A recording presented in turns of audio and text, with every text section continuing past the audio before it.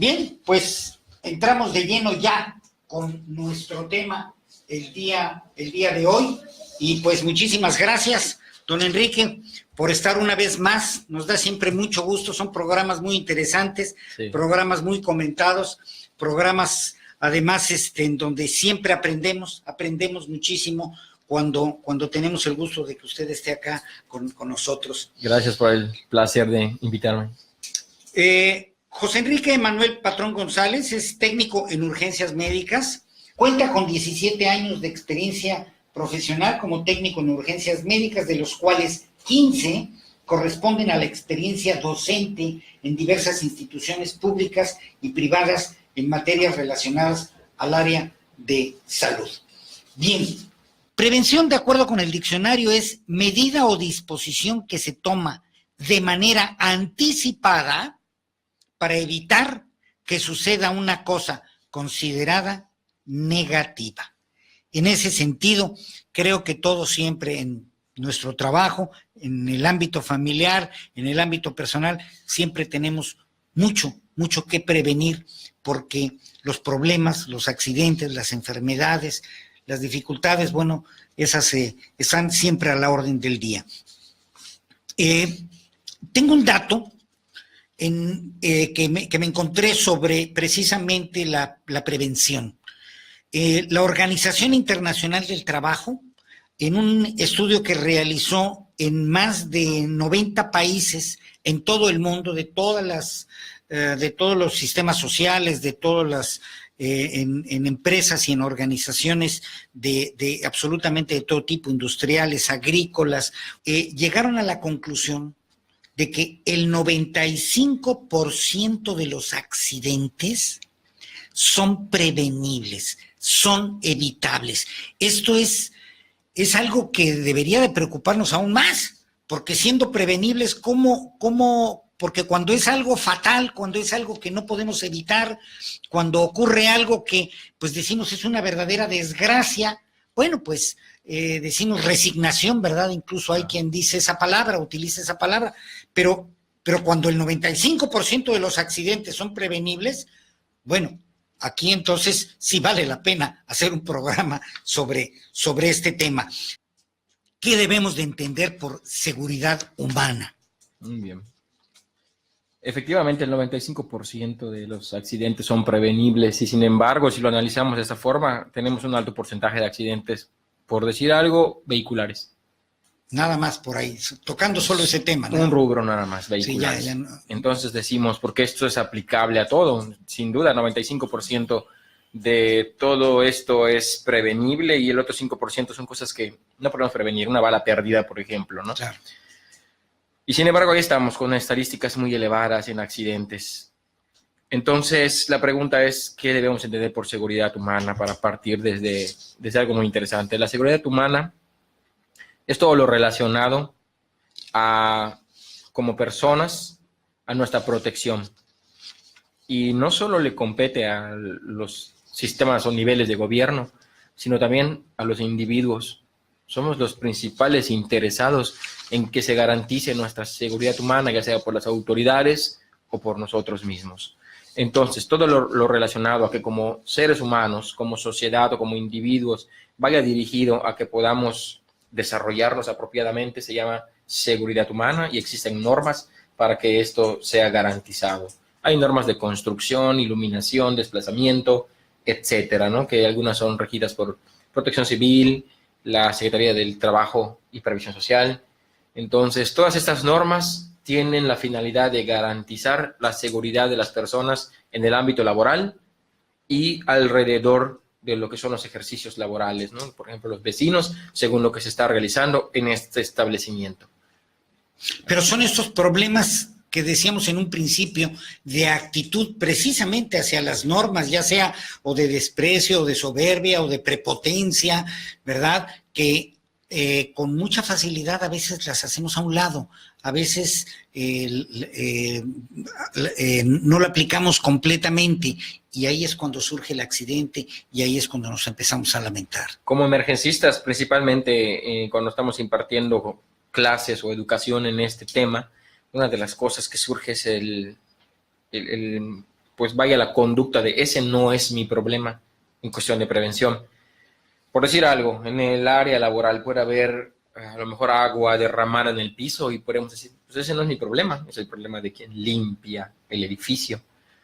Pero si no se entera, nadie va y le dice que allí hay agua derramada o que esta superficie es cortante o que está dando descargas eléctricas o que el ventilador está sonando y está sospechoso y puede caer, las personas encargadas de esto nunca se van a enterar y van a venir, no existe un reporte. Y eso se debe a que es conductual. Ese no es mi problema.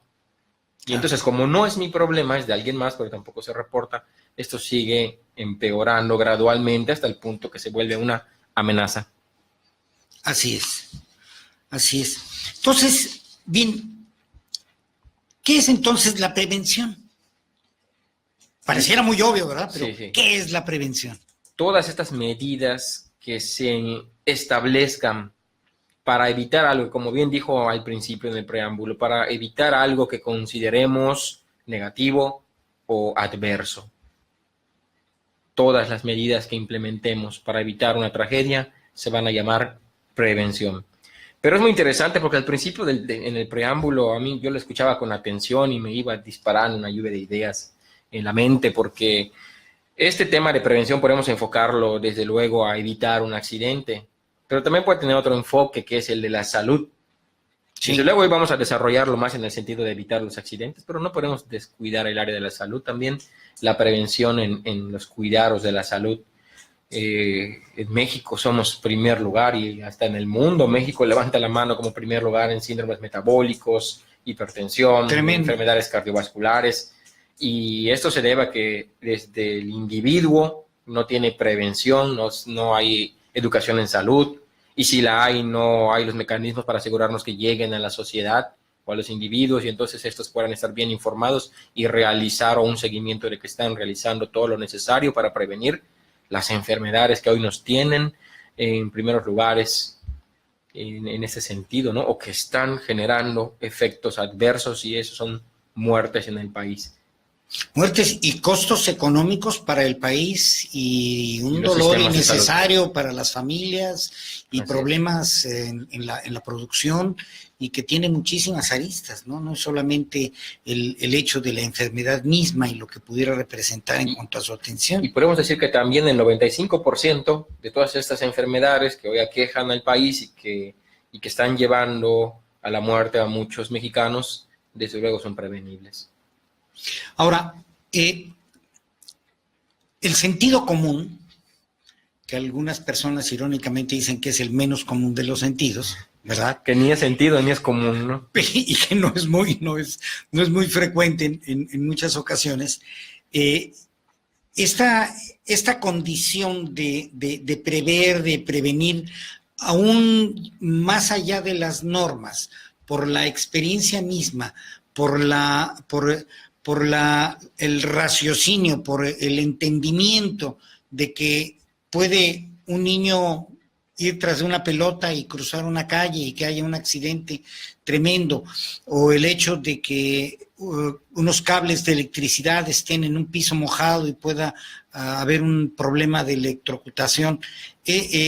Toda esta parte de preocupación que a veces los padres o los jefes o las personas responsables de determinadas áreas están de manera continua o están intentando siempre tratar de resolver.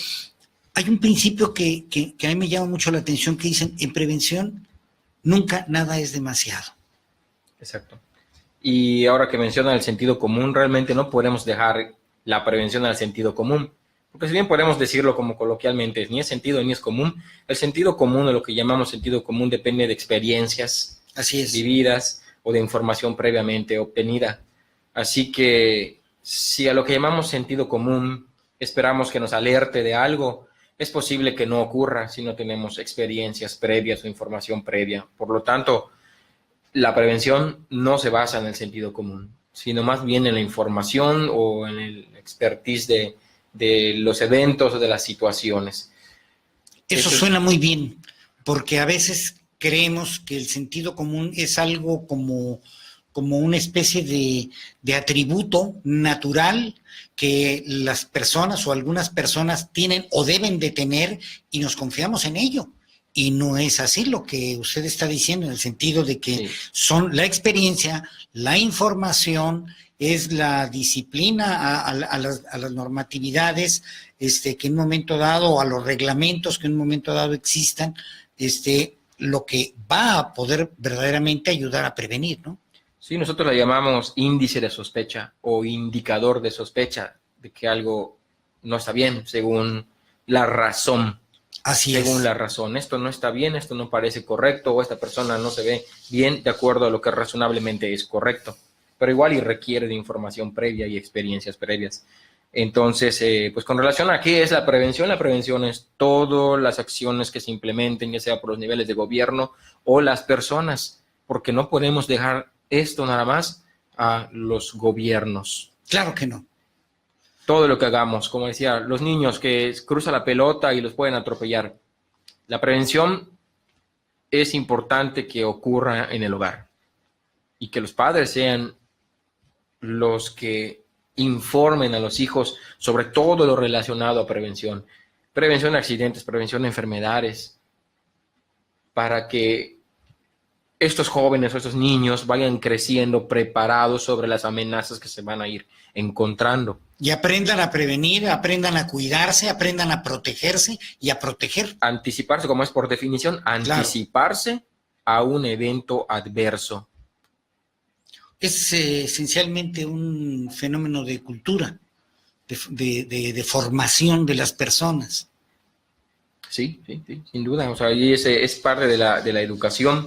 ¿Quiénes deben de prevenir? Bueno, ¿quiénes deben prevenir? Todos debemos prevenir, todos, los jóvenes, los niños, los profesores, los profesionistas. No esperar padres. a que, como decía, o el gobierno, o el jefe, o el papá, o la mamá, o la persona que tenga alguna autoridad venga a prevenir, a proteger, a tratar de cuidar nuestra integridad. Somos nosotros, todas las personas de cualquier edad. Es un derecho inherente como ciudadanos mexicanos, claro, nuestra protección, que se garantice nuestra seguridad por parte de los gobiernos, pero también es algo que hacemos cotidianamente y a veces no nos damos cuenta que estamos previniendo. De pronto vas conduciendo y observas que hay un bache y simplemente para prevenir algún accidente o algún daño al vehículo, o tomas otra ruta o simplemente te desvías y le das consejos a tus hijos de qué hacer. ¿No? Mira, si está oscura la calle, mejor darle la vuelta o cruza por este lado si ves que hay personas que te parecen no confiables. Todo el tiempo estamos ejerciendo acciones de prevención, guiados por la razón. Así es. Y por las experiencias, porque en ocasiones simplemente no prevenimos, porque nadie nos ha advertido, no tenemos información de que hacia donde vamos hay un peligro. Sí, es común a veces escuchar en voz de algunas personas, sobre todo algunos empresarios, ¿no? Que dicen, no, es que Protección Civil llega y me pone una serie de requisitos que tengo que cubrir para poder evacuar mis instalaciones o para poder en un momento dado evitar un determinado riesgo, ¿verdad? Por los tanques de gas que tengo, etcétera. Y que lo cierto es que en ese sentido Protección Civil, digo, yo he tenido la oportunidad de acercarme en alguna medida y ciertamente Protección Civil, esta información que no es solamente de Yucatán ni de México, sino es una información y una experiencia a nivel mundial, estas disposiciones, ahí lo vemos con esas discotecas en donde a alguien se le ocurre ponerle una cadena a las puertas de emergencia y entonces ocurre una tragedia de incalculables dimensiones, ¿no? La guardería ABC, por Dios santo, ¿no? Claro. Es algo que todavía nos sigue doliendo a todos, ¿no? A la lejanía del tiempo, a la lejanía de la distancia geográfica, creo que nos sigue doliendo a todos. Claro, ¿no? Sobre todo por la falta de disposición para esto, que son normas, como bien dice. Protección Civil está haciendo su trabajo al decir, bueno, tienes recipientes a presión, esto tienes que hacer.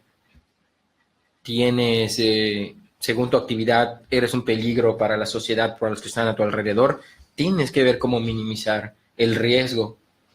Entonces, vamos a poner un ejemplo tan simple para los que nos acompañan. Se va la luz, inicia un incendio en tu casa. ¿Y qué es lo que vas a hacer? ¿Tienes un extintor? ¿Tienes una ruta para salir de tu casa teniendo en cuenta que a lo mejor se va a ir la luz? Una lámpara junto a tu cama o a tu hamaca. Tu familia sabe dónde se van a reunir y dónde se van a ver. Saben cada uno de ellos qué es lo que van a hacer ante esta situación. Estoy planteando un incendio dentro del hogar. Creo que en muy pocos casos, perdón porque me interrumpí, pero en muy pocos casos esto sucede en los hogares. En pocos hogares hay un extintor. En pocos hogares, un detector de humo. O que las llaves, después de que el papá o la mamá cerraron perfectamente todo con llave y con candado, que las llaves estén en un lugar en donde si hay alguna emergencia, alguien las pueda tomar y salir. ¿Cuántas situaciones ha habido que por un incendio o una explosión en el predio de al lado, bueno, pues los que pagan los platos rotos son los afectados, igual colateralmente, los afectados, ¿no? Y bueno, y cuestiones hasta como simplemente una linterna, ¿no? El tener una linterna de mano, se va la energía eléctrica y a obscuras, ¿no? En la noche y ante una situación difícil se complica todo, ¿no? Precisamente eso es prevención, anticipar acciones de acuerdo a lo que prevés que puede pasar y entonces no sufras las consecuencias, como el ejemplo que acabo de poner. Seguramente muy pocos tienen un plan de acción ante un incendio dentro de su hogar. Por decir algo, puede ser una fuga de gas, puede ser un intruso en el hogar. Si hiciéramos una encuesta, creo que nos llevaríamos una sorpresa muy grande, ¿eh? Claro, y entonces, ¿a quién podemos responsabilizar de esto? Porque nuestra conducta es eso, buscar responsables. Claro, culpables, porque bueno, eso es mucho más fácil. Nadie ¿no? me lo enseñó, nadie me provee la linterna, esto, lo otro, y va a ser más fácil buscar responsables que decir, estoy desprotegido, estoy vulnerable, tengo que invertir en mi seguridad y la de mi familia, tengo que empezar a pensar acerca de esta situación y qué otra puede estarme afectando. Entonces esto no es nada más que le corresponda a las autoridades. Nosotros tenemos que ir encontrando qué podemos hacer para evitar situaciones adversas. Aquí vendría la pregunta de qué es lo que dentro del hogar básicamente podríamos nosotros establecer en términos de medidas de prevención. ¿Qué se puede aplicar en el hogar? ¿Qué se recomienda? En el hogar se pueden aplicar muchísimas cosas, depende el enfoque o el contexto de lo que vayamos a decir. Por ejemplo, niños. Si hay niños y queremos evitar un atragantamiento, pues hay que procurar que los juguetes sean apropiados a la edad del niño, tener objetos que puedan romperse y las astillas puedan representar un objeto cortante o punzocortante para él. En ese sentido va lo que es prevención. Incluso les recomendamos a los padres que se acuesten en el piso y observen debajo de los muebles porque te llevas muchas sorpresas, ¿no? Claro, el panorama como lo ve un niño. Desde nuestra altura ya no le prestamos atención a lo que está a 10 centímetros entre el piso y cualquier otro mueble. Entonces, estando allá te puedes dar cuenta de que hay desde fauna nociva, arañas y otros insectos, hasta objetos que dabas por perdidos y que pueden ser peligrosos para los niños. Porque, por ejemplo, una cocina, ¿no? Al entrar a una cocina, uno la puede ver impecable, muy limpia, todo en orden, sin nada de riesgo, porque todo está perfectamente bien guardado y ordenado. Sin embargo, si uno se pusiera a la altura de un niño, lo que estaría uno viendo es una serie de botellas con ácido muriático, con veneno en aerosol, agentes químicos de todo tipo, cosas de metal, cosas de vidrio. Por ejemplo, la estufa. Cuando se está cocinando o hay ollas en la estufa con fluidos calientes, al niño siempre le va a ir muy mal porque le queda por arriba de la cabeza. Claro. Por eso cuando le cae le baña todo el cuerpo y la superficie corporal quemada es bastante. A diferencia de un adulto que a lo mejor solo es de la pelvis hacia abajo. Exactamente. Por eso es importante la comunicación en el hogar. No solo decirles no entres a la cocina, sino decirle por qué no debe entrar a la cocina. Y muy importante, y a lo mejor va más en la conclusión, pero este es un momento también justo para mencionarlo. La prevención va de la mano con acciones de supervisión, como el bullying. Claro. Se pueden poner muchos letreros en las escuelas, lonas y lo que quieras de no hagas bullying, pero si no hay nadie supervisándolo, los letreros por sí mismos No van a no van a funcionar. funcionar. Entonces es una serie de mecanismos que garanticen los resultados de la prevención. Las personas que nos están escuchando necesitan tomar un curso especial para aprender a prevenir, ¿o es una exageración esto que estoy diciendo? No, no es una exageración. Existen cursos normados para las empresas, las instituciones, pero también, y quizá lo que falta es eso, hacerle saber a la población que también pueden tomar estos cursos, que son, por ejemplo, evacuación de inmuebles, manejo de extintores, primeros auxilios, principalmente esos. Les van a enseñar sin duda a prevenir, pero prevenir no es algo que precise una capacitación como esta, ¿no? Como hemos hablado antes de los indicadores de sospecha e incluso esa cultural, bastaría simplemente con hacer conciencia y la identificación de los peligros a los que estamos expuestos para poder empezar a prevenir. Le repito, eso es lo que hacemos todos los días y a veces lo hacemos inconscientemente.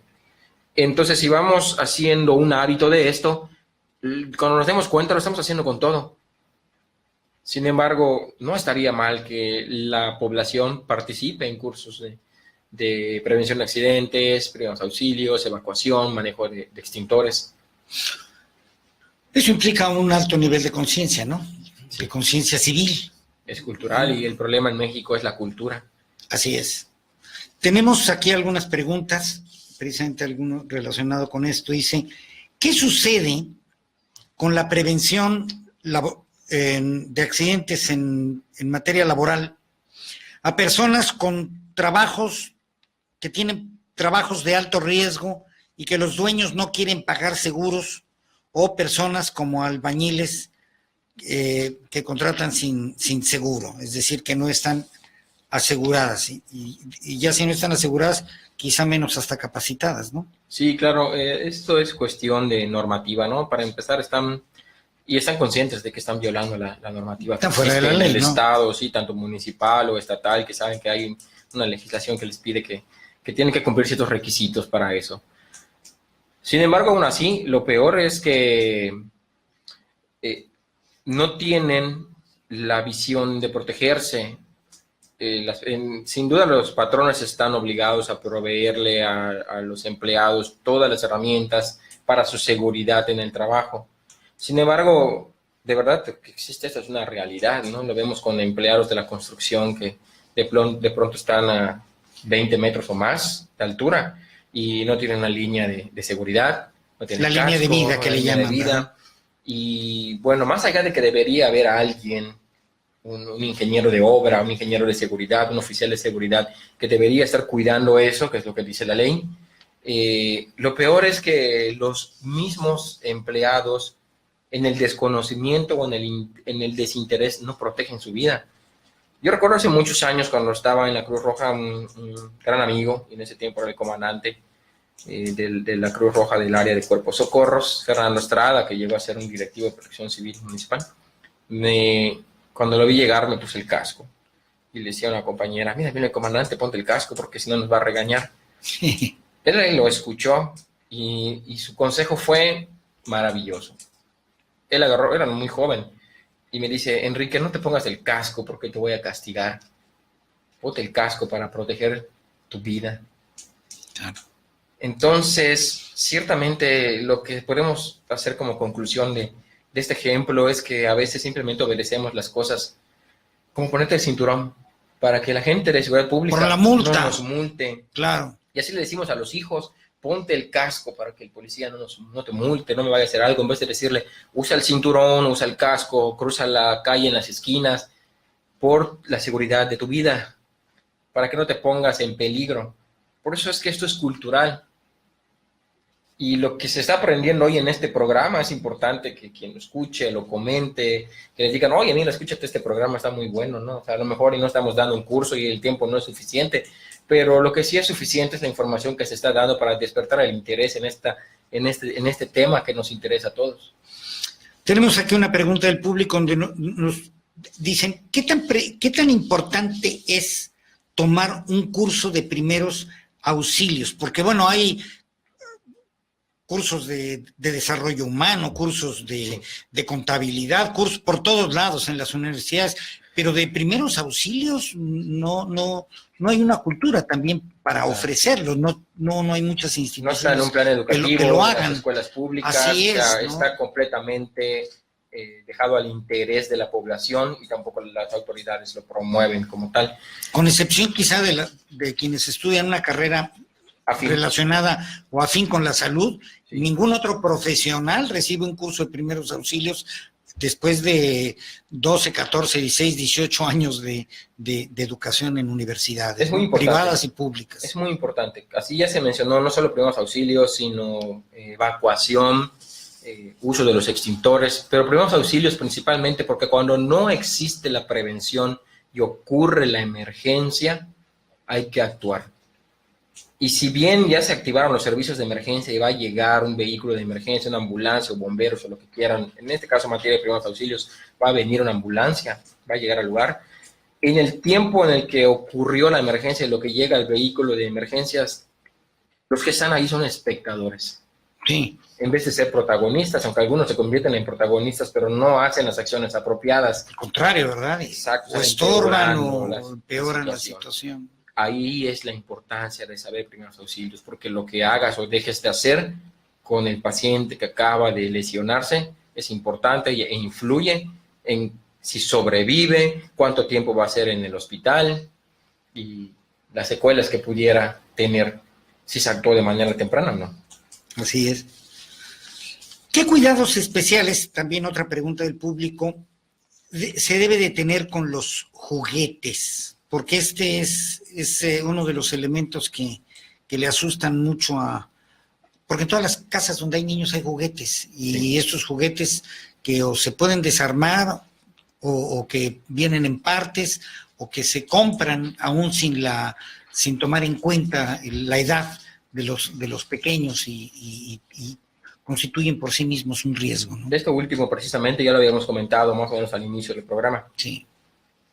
Es cultural, tampoco leemos los instructivos para armar las cosas. Compramos un televisor y simplemente lo instalamos, lo conectamos a la corriente y luego empezamos a averiguar cómo funciona. Algo similar ocurre con los niños. Nos gusta, deseamos que lo tengan, pero no tenemos el cuidado de leer las instrucciones para ver si la edad es la apropiada para él. Los juguetes de edad apropiada, por ejemplo, dice este juguete es para entre 1 y 2 o 3 años, es precisamente para eso. Son resistentes, no incluyen piezas pequeñas. La seguridad del niño con relación al juguete es muy alta, no es una amenaza para su vida. Por eso es importante comprarles los juguetes apropiados a su rango etario o de edad. Exactamente. ¿Cuál es la diferencia entre peligro y riesgo? Peligro y riesgo. Pareciera lo mismo, Pareciera, ¿no? se usa indiscriminadamente. Sí. Como si fueran las mismas cosas, pero, por ejemplo, pensemos en un león. Un león es un peligro, ¿no? Si ahorita entra un león es un peligro para nosotros. Y sí. Estamos en riesgo. Claro que estamos en riesgo, ¿no?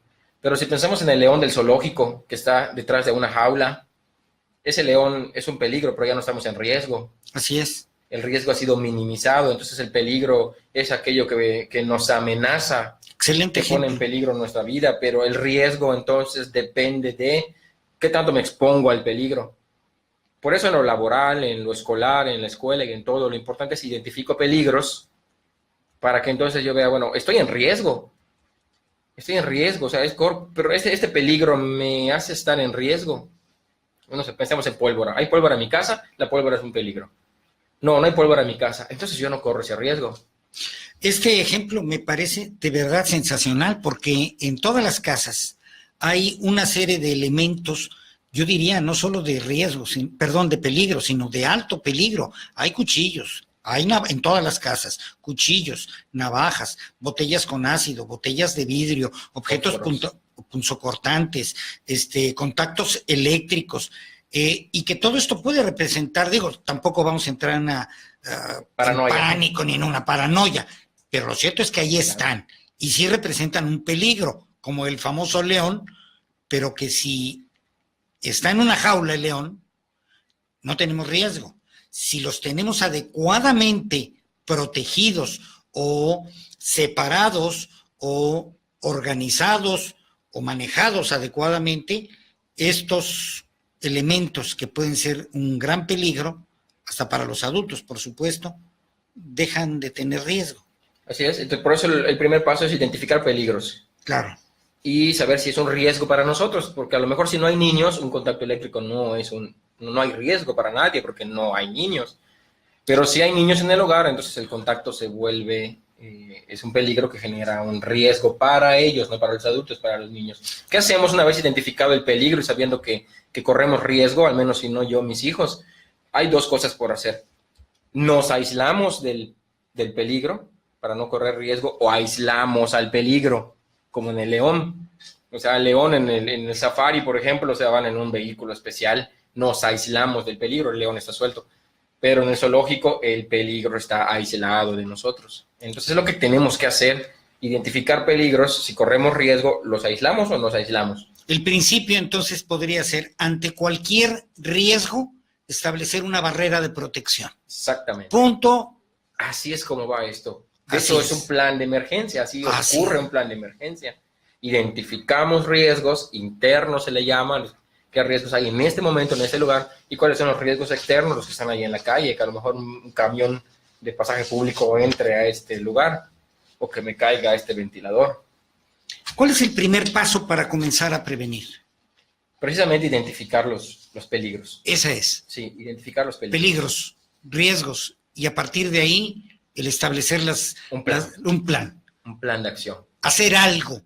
Sí, hacer algo que evite que yo entre en esa circunstancia y entonces se vuelva un evento adverso.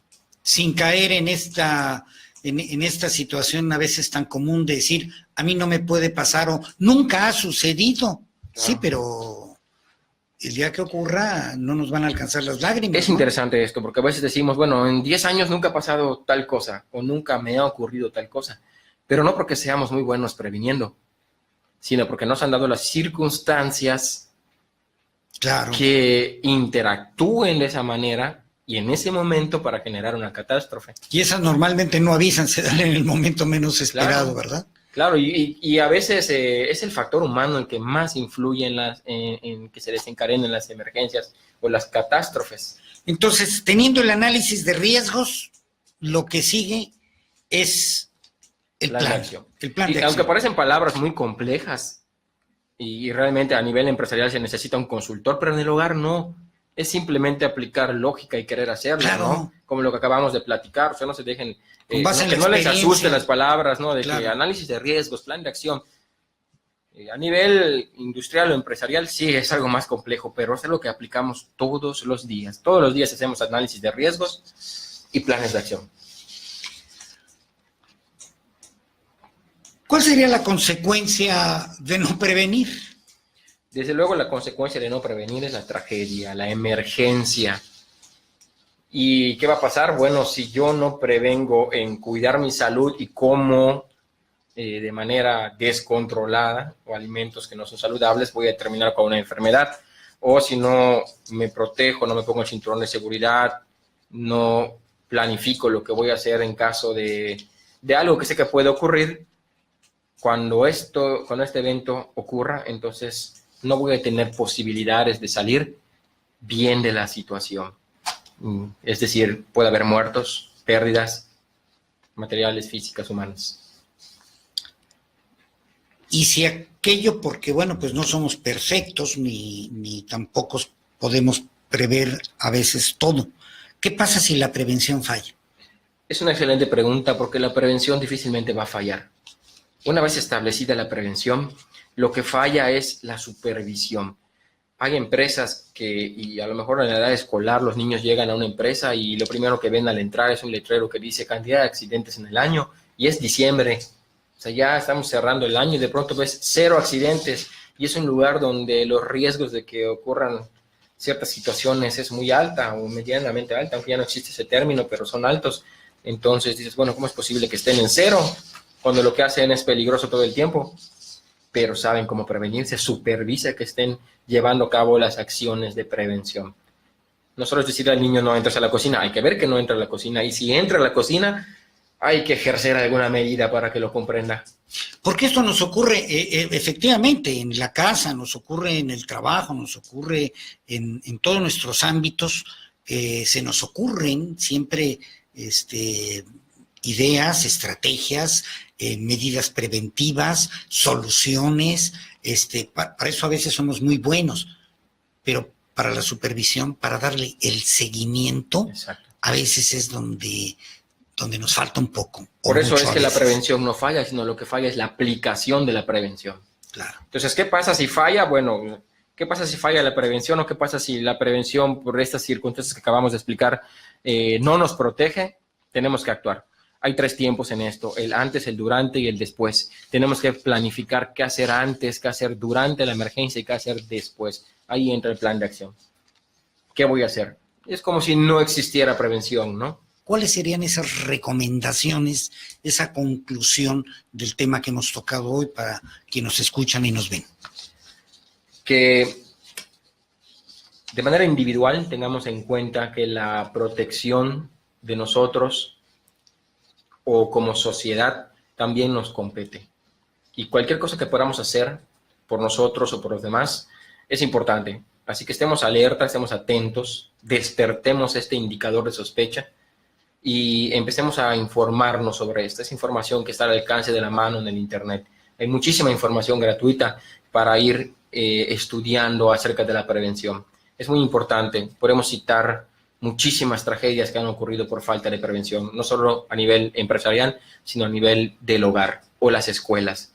Así que este es un tema muy, muy importante que todos tenemos que tener ese interés. Y no es necesario ir a estudiarlo un tiempo, sino que simplemente es tener interés.